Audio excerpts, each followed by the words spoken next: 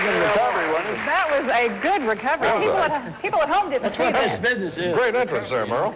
How you doing? Come on There's in. your buddy. Yeah, I don't know if Terry, did we see that on camera? No, I immediately checked the we monitor. didn't. No, we didn't. Bob Owens did that the other day, and it didn't come out that way. Well, Tell the folks what you did, Merle, but if people at home didn't see it. but you recovered. I mean, it looked like a Chevy Chase Saturday Night Live deal. Recovery. He always recovers. In other words, you almost landed on your Country Music Hall of Fame bottom, didn't you? Yes, I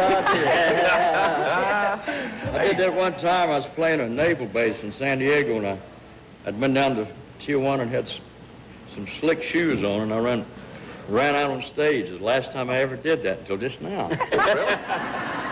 Wow. And I ran out there, and I like that and landed on my back and got up and did the rest of the show in my stocking feet in front of 2,500 men. Well, there's a story You gotta there. do what you gotta do. Hey, how did the two of you meet? Do you remember when it was, what the circumstances were? Yeah, I've been searching for something I could tell on the air. Is that maybe when you first figured. met? Can you tell us that? I remember the first time that I ever saw John. We called him Donnie Young, and his name was Donnie Young to me for many years. Mm-hmm. And we'll call him PayCheck so they know what we're talking about, okay? Right. Yeah. I was working in a place called the Nashville Nevada Club in Las Vegas in 1961, I think. And I was working for Win Stewart playing bass, and along with some other great well-known people that came in there, Donnie Young come in one night. I'd heard about Donnie Young because he sang harmony. I think he was singing with George. And Ray Price. And I was singing harmony with Win Stewart, so we were about the same age, and we kind of like we're in the same level of climbing up the business, you know. And so I said, glad to meet you. And he was there mainly because Ralph Mooney was playing steel in the band, and Ralph was the guy that everybody had loved so much that played on Buck Owens' records and my records and Win Stewart's records first.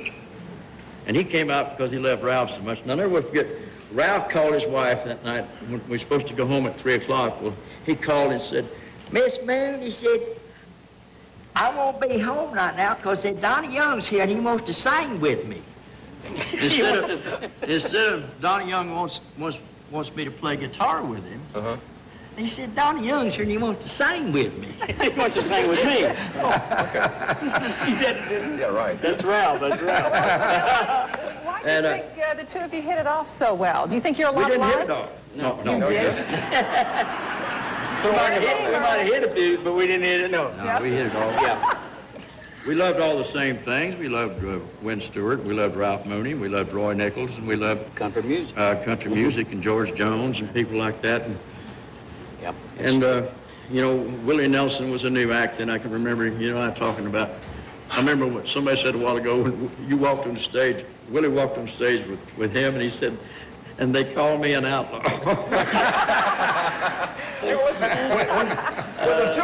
When the two of you were together in the early days like that, did you take the business as seriously as you should? I can't. I think we did. Yeah, I think we took it very serious. I think we took it serious. That's the only thing. That's the only thing we took serious. Yeah.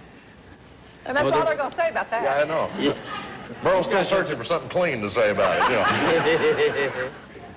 I looked up at those great people you got back there in the back, Marty Robbins and Lefty Frizzell, and Conway sitting there looking at us.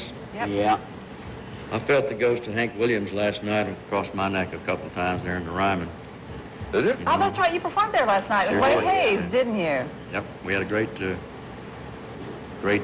show there last night. Well, you know, it's so interesting to me how all the singers in country music seem to bond. Johnny, what has Merle's friendship meant to you over all these years?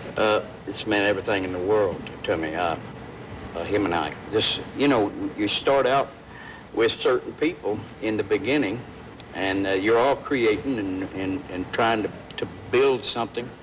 And when it's built, you look back at the people that was working on the same foundation you was, and there's not a lot of them, you know, still here with us, and so Hag is just Hank Cochran used to, I think Hank's here today. Hank used to say there's just a few of us. It's just a few days. Well, the two of you used to tour together. You toured together from 1981 to 1983. Did you kind of look out for one another in those days? No. No, we looked out with each other, but not for each other. There's that soft-hearted Merle again. No. Now, let me ask you a serious question, and it is really personal, but obviously both of you have always been serious about country music, and the music was very important to you. But why, on the other hand, in your personal lives, did you get so wild, and if I can say, out of hand? Looking back, do either of you know why that happened in your personal lives? Well, mine was, I think, probably, Merle's kept his head a lot better than I have. but I think we was just start out having fun, didn't we? And just wasn't watching what we was doing. Hello, Merle. Come in, Merle. Boy, do you realize what you've left me with here? I started it, you can finish. You're on, boys. I started it, you can finish it. Oh, man, I'll tell you, I've seen some really funny things. One night we were trying to get a record made on John. This is Johnny Paycheck's night. Yeah. Does everybody know what's happening here? Oh, yeah. we talked about the whole show. Well, I was watching it out there. I love what you did up so far. You told all the truth and everything, right? Well, I for what I've been asked. You left some of it out, but I mean, We haven't asked that We part. haven't asked some of it yet. Well, we've been trying to ask we had the you Hells answers. Angels around the studio out there. Now, how long ago is this? What do you think? This is back before they took cocaine out of Coca-Cola.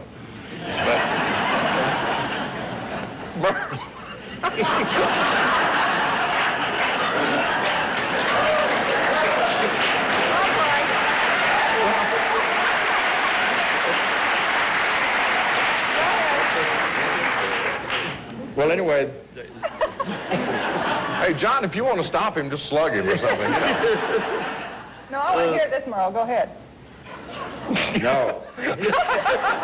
Maybe I shouldn't. Maybe not. Maybe it's not that bad. We were just trying. I was trying to help John cut a session, and he had a problem with drugs in those days. There's no secret about that. Yeah. And he come up to me in the middle of the session. He said, "I know you don't want me to do no drugs." And I said, "No, I don't." And he said, "Well, but I got to have a little bit. I got to have a little bit, otherwise I'm sinking." I said, "How much?" And he said, $400 worth. I said, "All right, I'll get you $400 worth." So I went over to this guy and I said, "I ain't gonna tell him what." I said, "When is there any way that you can get me $400 of the worst cocaine you've ever found in your life?" In other words, you were trying to keep him off of it. Oh, Just find absolutely. We had the block roped off, trying to keep people from in there getting into it. We You were tried to help protecting him, yeah. We were sincerely trying to help him and keep the drugs away from him. And So here and you are. Now, how there's you- a lot of problem. There's people that you don't realize that's coming in, Yeah. doing that. So how'd you protect him in this particular we case? had people that we can't tell you the people are. We had people out in a block radius around Tom Jones' studio out there, Yeah. keeping the people, keeping the Keep drugs them away. Dealers and stuff, you know. And he asked me this, and so I went to the edge of the circle. I said, "Look, can you get me some of the worst you ever found?" I said, "I need $400 worth of the baddest in town, I mean, no good. I don't want it to do anything to nobody. I don't want to be able to get arrested for it or nothing." You just want to pacify him a little bit. But I went to him and I said, "Look here, I've got some of the greatest stuff you've ever had." Well, did you finally get the record And I cut? believed him. That's the whole point. But did you get the record cut finally? We got the record Yeah, cut, finally got it and it was a good average. It really wasn't a record. Yeah. Yeah. Well, it was called Mr. Hagg Told My Story. That didn't do bad. What he Yeah, did, you're right. he went in and it was sort of a kind of a semi-tribute to my music, and back before people thought of it. He's always been the biggest Merle Haggard fan, and vice versa. I'm the biggest true. Johnny Well, Paycheck fan. Let me point out here. That Merle was out protecting his dear friend. That protection worked in this particular case. Sure did. You've been clean since 1989. 1989. 88 or So you kicked it. That's the point.